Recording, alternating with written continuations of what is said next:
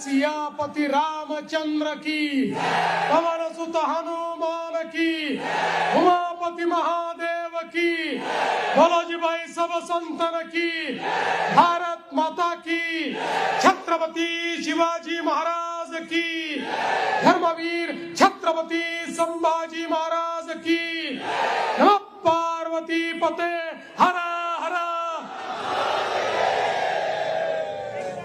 हिंदवी स्वराज्याचे सरसंस्थापक छत्रपती शिवरायांना मानाचा मुजरा करतो।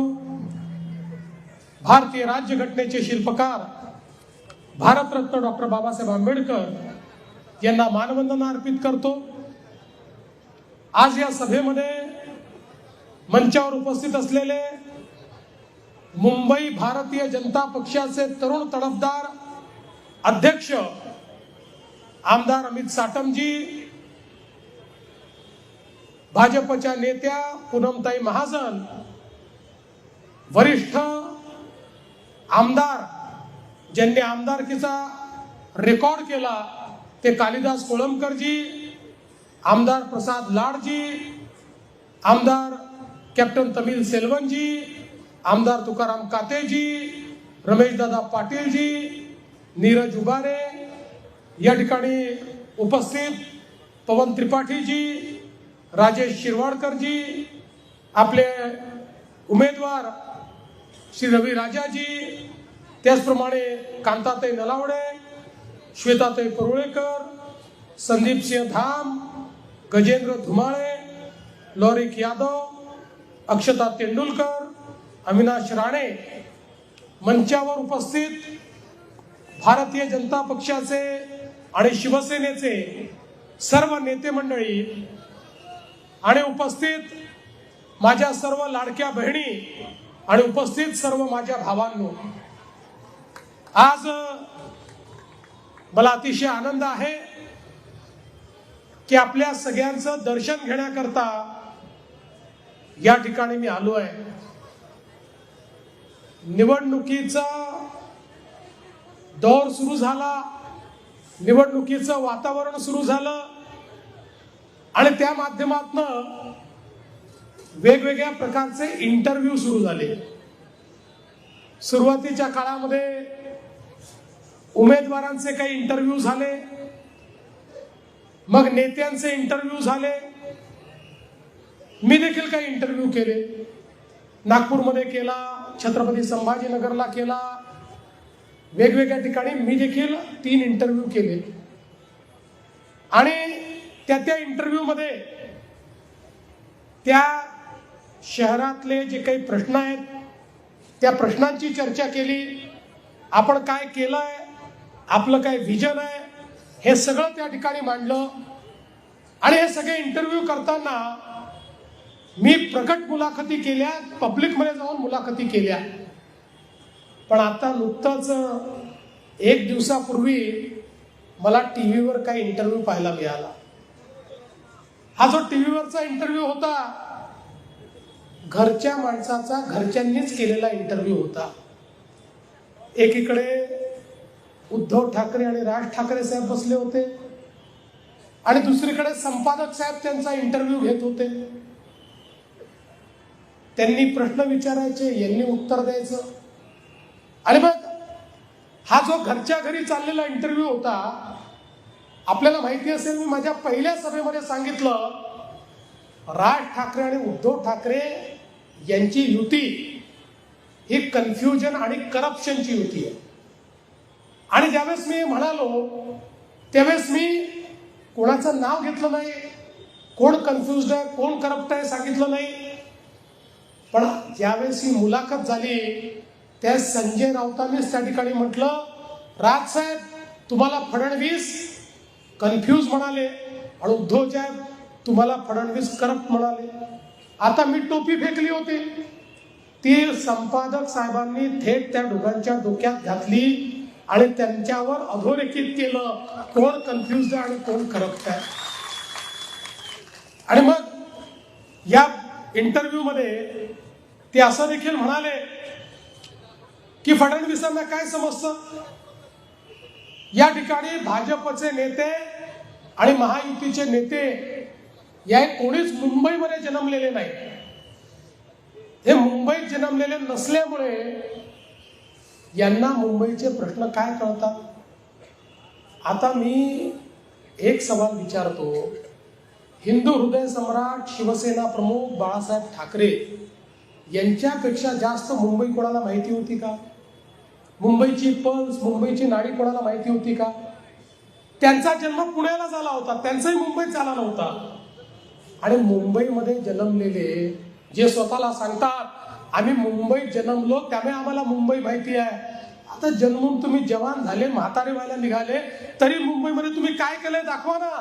25 वर्ष सत्ता या मुंबईमध्ये भोगली, आता म्हातारपणाकडे चाललात, मुंबईतला एक प्रोजेक्ट देखील तुम्ही दाखवू शकत नाही. मग फायदा काय आहे? आणि माझा सवाल आहे, ज्या 106 हुतात्म्यांनी मुंबई आणि संयुक्त महाराष्ट्राकरता रक्त सांडलं, त्यातले किती मुंबईतले जन्मलेले होते? त्यात कोकणातले देखील होते, पश्चिम महाराष्ट्रातले होते, विदर्भातले होते, मराठवाड्यातून आलेले होते. लोकशाहीर अण्णाभाऊ साठे सांगलीमध्ये जन्मलेले होते, शाहीर अमरशेख बार्शीचे होते. मुंबईवर प्रेम करणारे डॉक्टर बाबासाहेब आंबेडकर यांचा जन्म हा देखील मुंबईचा नव्हता. आचार्य अत्रे देखील त्या ठिकाणी मुंबई बाहेर जन्मले होते. मुंबईचे गिरणी कामगार हे सांगली, कोल्हापूर, त्या ठिकाणी सिंधुदुर्ग या सगळ्या भागातून आलेले होते. मग आपण असं म्हणायचं की मुंबई बाहेरून आले म्हणून यांना मुंबई काय समजते, यांना मुंबईतलं काय माहिती आहे? मी या ठिकाणी सांगतो, होय माझा जन्म मुंबईमध्ये झाला नाही, पण ही मुंबई माझी कर्मभूमी आहे. आणि म्हणून या मुंबईच्या विकासाचा जो ध्यास आम्ही घेतला, या मुंबईला बदलवून दाखवण्याचं काम आम्ही केलं. आज आपण बघा, या मुंबईतला सामान्य मुंबईकर याचं स्वप्न काय आहे? एक स्वतःचं घर असलं पाहिजे स्वप्न. मुंबईतला मराठी माणूस या मुंबईमध्ये घर परवडत नाही म्हणून कुठेतरी वसई विरारच्या पलीकडे चालला गेला. 25 वर्षामध्ये त्याला तुम्ही घर देऊ शकला नाही. पण त्याच वेळी बीडीडी चाळीमध्ये राहणाऱ्या मराठी माणसाला 80,000 लोकांना घर देण्याचं काम या मुंबई बाहेर जन्मलेल्या माणसाने त्या ठिकाणी करून दाखवलं. 100 फुटात राहणाऱ्याला 500 फुटाचं घर देण्याचं काम आम्ही या ठिकाणी केलं. पत्राचाळ असेल, अभ्युदय नगर असेल, प्रत्येक ठिकाणी सामान्य माणसाला घर देण्याचं काम आम्ही केलं. आज इतक्या वर्षांमध्ये SRAच्या माध्यमातून इतक्या मोठ्या प्रमाणात या ठिकाणी भ्रष्टाचार झाला. लोकांना घर देण्याच्या ऐवजी बिल्डरांनी LOIचं ट्रेडिंग केलं. पण आम्ही त्याच SRA मध्ये काम न करणाऱ्या बिल्डरांना जेरबंद केलं आणि त्याचं काम चालू केलं.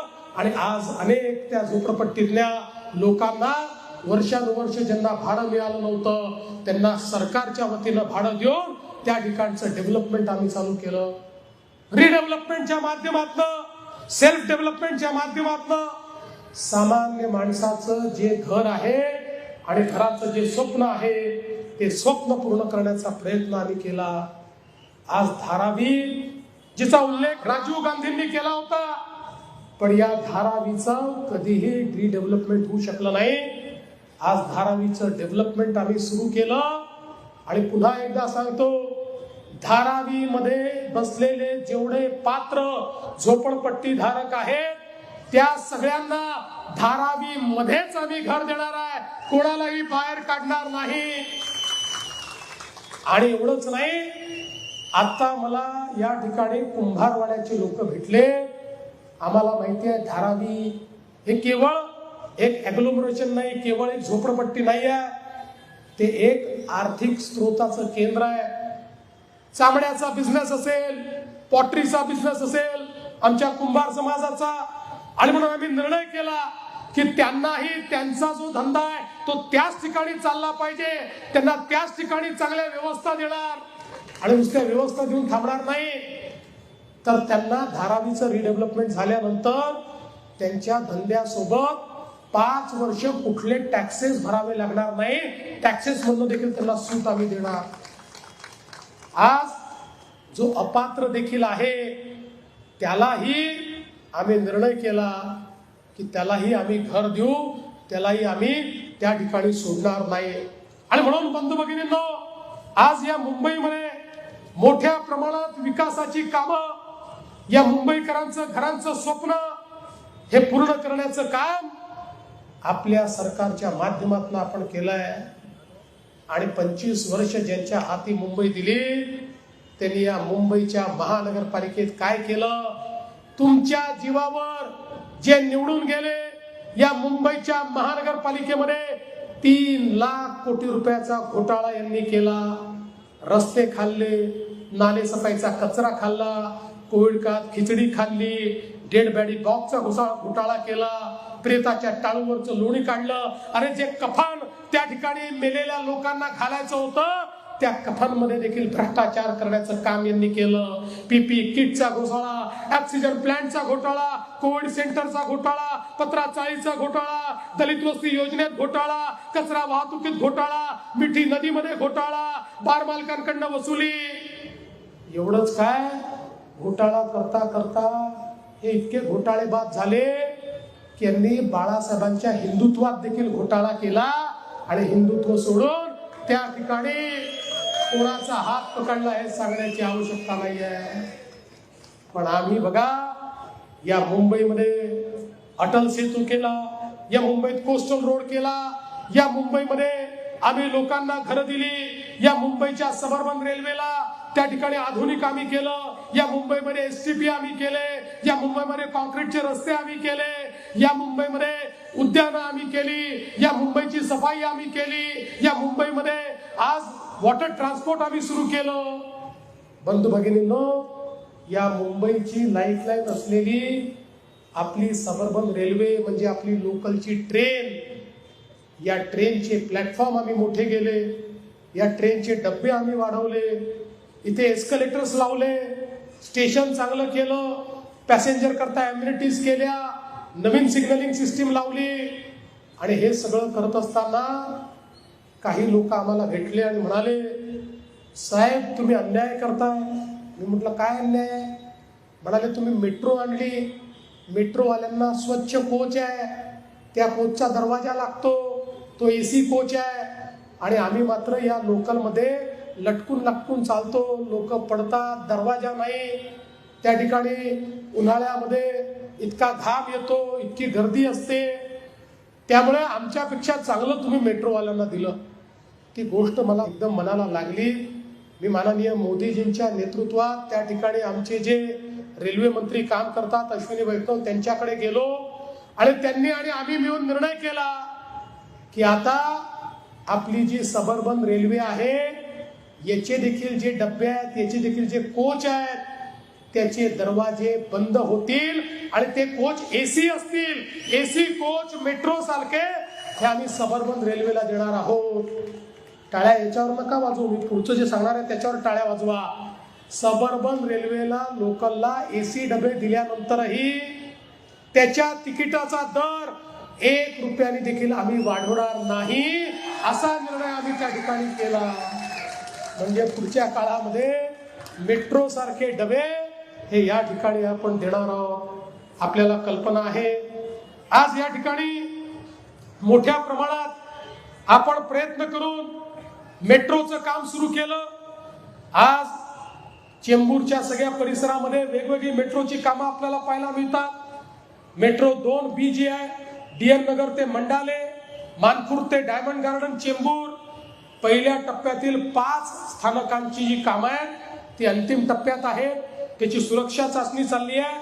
या 2026 मध्येच आपण त्यांनी प्रवास हा सुरू करणार आहोत. यामुळे चेंबूर पासनं अंधेरी आणि BKCचा प्रवास हा पूर्णपणे सुलभ या ठिकाणी होणार आहे. यासोबत आपल्याला कल्पना आहे की आपण सांताक्रूज चेंबूर लिंक रोडचा त्या ठिकाणी आता विस्तार करतो आणि विशेषतः याचा शेवटचा टप्पा जो आहे तो पूर्व आणि पश्चिम द्रुतगती मार्गांना जोडणारा एशियातील पहिला केबल स्टेड ब्रिज हा आपण तयार केला. हा असा ब्रिज आहे की याच्यामध्ये 90% हा ब्रिज त्या ठिकाणी 90च्या अँगलनी वळतो, अशा प्रकारचा एक अजुबा ब्रिज हा आपण त्या ठिकाणी तयार केला. यामुळे कुर्ला आणि वाकोलाला जी वाहतूक कोंडी आहे जाणारी ती आपण कमी केली आहे. आणि एवढंच नाही तर छेडानगरचा जंक्शनच्या सुधारणेचा प्रकल्प आपण MMRDAच्या माध्यमातून हातामध्ये घेतला आणि त्या माध्यमातून कोंडी जी आहे ती कमी करण्यासाठी उडानपूल आणि भुयारी मार्गाचं काम आपण सुरू केलं आहे. सांताक्रूज चेंबूर लिंक रोड आणि फ्रीवेवरनं येणारी जी वाहतूक आहे ती ठाण्याच्या दिशेने सुरक्षित जाण्याकरता आपण या ठिकाणी ही कारवाई करतो. ईस्टर्न फ्रीवेचा आपण विस्तार करतो. छेडानगरला जो ईस्टर्न फ्रीवे संपलेला आहे तो आता पलीकडे आपण ठाण्यापर्यंत आणि तिथनं आमणेपर्यंत नेण्याचा निर्णय घेतलेला आहे. त्याचंही काम आपण करतो. शिव ट्रांबे रोड जो आहे त्याच्यावर देखील वाहतुकीची कोंडी कमी करण्याकरता चेंबूर नाकाणे शिव ट्रांबे रोडवर आपण अनेक एलिव्हेटेड रोडचं काम हातामध्ये घेतलेलं आहे. तिथनंही आपण ती कोंडी जी आहे ही कोंडी आपण त्या ठिकाणी समाप्त करणार आहोत. आपल्याला माहिती आहे ईस्टर्न सबब आणि वेस्टर्न सबब हे जोडण्याकरता देखील आपल्याला आपण या ठिकाणी मुलुंड पासनं तर गोरेगाव पर्यंत एक बोगदा तयार करतो की ज्या माध्यमातून हे 2 एक्सप्रेसवे आपल्याला जोडता येतील. आज जर आपण पाहिलं तर मोठ्या प्रमाणात या चेंबूरमध्येही पुनर्विकासाची कामं या सगळ्या आसपासच्या परिसरात आपण सुरू केली आहे. आणि हे सगळं करत असताना आपण सामान्य माणसाची सोय कशाने होईल हे पाहण्याचा प्रयत्न आपण करतोय. बंधू भगिनींनो, आज आपण जर बघितलं तर या मुंबईमध्ये मुंबईकरांकरता विचार करून अनेक मार्गांचं काम, या मुंबईला डिकंजेस्ट करण्याचं काम, ईस्टर्न एक्सप्रेसवे असो, वेस्टर्न एक्सप्रेसवे असो, कोस्टल रोड असो, या ठिकाणी वेगवेगळ्या प्रकारच्या सी लिंक असो, या सगळ्या आपण तयार केल्या आणि आज मुंबईचा चेहरा बदलण्याचं काम आपल्या माध्यमातून चाललंय. आणि हे सगळं करत असताना आपण बघा, आपण नेहमी विचार जो केला तो सामान्य, अरे वा, माननीय आठवले साहेब मंचावर आलेले आहेत, त्यांचं देखील एकदा जोरदार टाळ्यांनी आपण स्वागत करूया. आणि मुंबईकरांचा भविष्यातला विचार देखील आम्ही केला. मुंबई शहर वाढतंय, पिण्याच्या पाण्याची गरज वाढते. गेले इतके वर्ष गारगाईचा प्रकल्प ज्यातनं 500 MLD पाणी मुंबईला मिळू शकतं, सगळ्यात स्वस्त प्रकल्प, सगळ्यात त्या ठिकाणी ग्रेडियंटनी पाणी येणार, पण 20 वर्ष या प्रकल्पाचं कामच पुढे जात नव्हतं. मला सांगताना आनंद वाटतो, त्यातल्या अडचणी मी समजून घेतल्या आणि त्या अडचणी दूर केल्या आणि गारगाईच्या प्रकल्पाला 2 वेळा नामंजूर झालेला प्रकल्प, त्याला फॉरेस्ट आणि एन्व्हायरमेंटची परमिशन आणली आणि परमिशन आणून त्याचं टेंडर काढलं, त्याचं काम सुरू केलं. आता 500 MLD पाणी ऍडिशनल मुंबईला मिळेल आणि त्या माध्यमातून पुढचे 20-25 वर्ष मुंबईमध्ये कधीही पाण्याची टंचाई ही आपल्याला पाहायला मिळणार नाही. अशा पद्धतीनं आपण हे काम केलंय. इंदू मिलचं स्मारक आज भारतरत्न डॉक्टर बाबासाहेब आंबेडकर यांचं ज्या ठिकाणी महापरिनिर्वाण झालं त्या ठिकाणी जुन्या सरकारनं इंचभर जागा देखील दिली नव्हती. आठवले साहेब, आम्ही मोदीजींकडे गेलो, 3600 कोटी रुपयाची जागा मोदीजींनी दिली. आज इंदू मिलला भारतरत्न डॉक्टर बाबासाहेब आंबेडकरांचं स्मारक होत आहे. आज खऱ्या अर्थानं एक प्रकारे मुंबईचा चेहरा बदलण्याचं काम आपण करतोय. आणि म्हणून बंधू भगिनींनो, मी तुम्हाला एवढंच सांगण्याकरता आलो आहे, या ठिकाणी आम्ही जे बोलतो ते करणाऱ्यांपैकी आहोत. आम्ही जे केलंय ते तुमच्या समोर आहे, सांगण्यासारखं आमच्याकडे म्हणून सांगतो. आताच उद्धवजी आणि राज ठाकरेजी नाशिकमध्ये गेले होते. ते मुंबईत सभाच घेत नाही, नाशिकमध्ये जाऊन सभा घेतली आणि नाशिकच्या सभेमध्ये नाशिकच्या ऐवजी मुंबईवर बोलले, नाशिकवर बोललेच नाही. आणि नाशिकमध्ये जाऊन सुधीर मुनगंटीवार आणि देवयानीताई फरांदे आणि आमचे राहुल नार्वेकर यांच्यावर तिथे जाऊन टीका केली. यांच्याजवळ बोलायला देखील काहीच नाही, 25 वर्षात दाखवण्यासारखं काही नाही. आणि म्हणून आज आम्ही आपल्याला हे सांगण्याकरता आलो आहे, आपल्या आशा आकांक्षा आणि अपेक्षा पूर्ण करण्याकरता महानगरपालिका आम्हाला हवी आहे. केवळ कोणाला महापौर बनवायचं याकरता नाही, केवळ कोणाला नगरसेवक बनवायचं याकरता नाही, तर या सामान्य माणसाच्या जीवनामध्ये परिवर्तन घडवण्याकरता ही महानगरपालिका आम्हाला हवी आहे.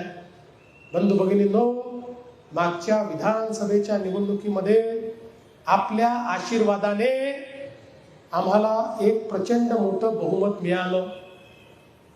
आजपर्यंतच्या इतिहासात सर्वाधिक जागा महायुतीला या विधानसभेच्या निवडणुकीमध्ये मिळाल्या.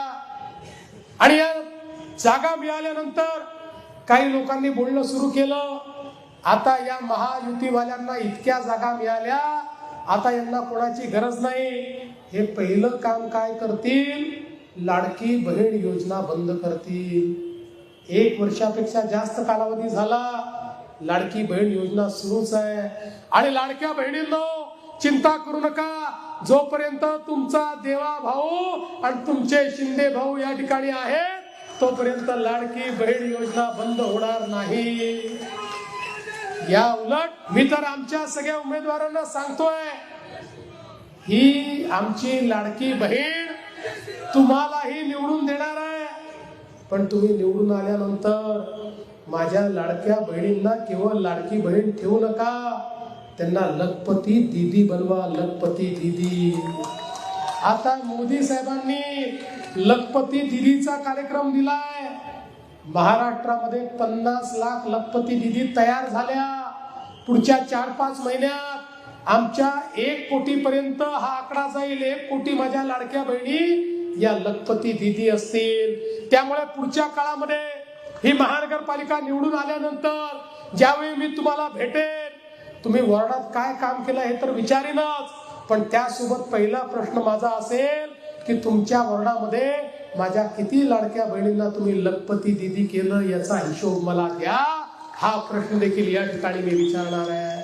आणि म्हणून बंधू भगिनींनो, आज या निवडणुकीच्या निमित्ताने एकीकडे भ्रष्टाचाराच्या माध्यमातून या मुंबईला पोखरणारे आहेत आणि दुसरीकडे प्रामाणिकतेनं, पारदर्शितेनं तुमच्या करता काम करणारे, तुमच्या करता झटणारे, ज्यांनी मुंबईमध्ये परिवर्तन करून दाखवलाय, अशी सगळी महायुतीची मंडळी या ठिकाणी आहेत. तुम्हाला फैसला करायचा आहे. 15 तारखेला तुम्ही मतदानाला जा.